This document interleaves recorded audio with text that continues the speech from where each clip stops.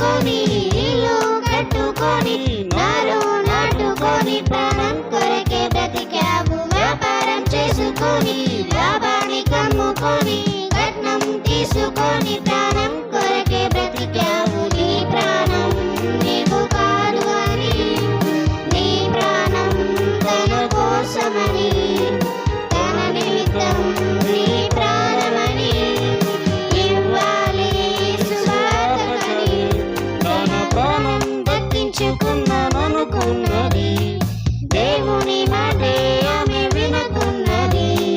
సేవకుని భార్యైనా నీతిమంతురాలైనా దేవుని మాటను మీరితే ప్రాణం పోతుంది.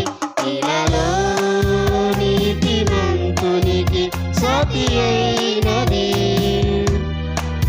ఆమె వెనుకకు తిరిగి బలి అయినది.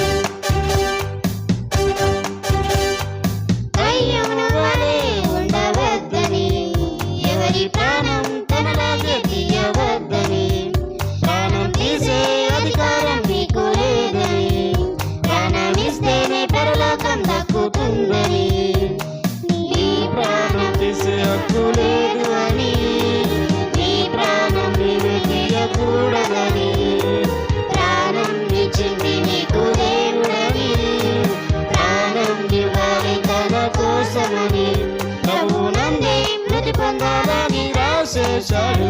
తన కోసం ప్రాణం పెట్టాలని చెప్పేశాడు.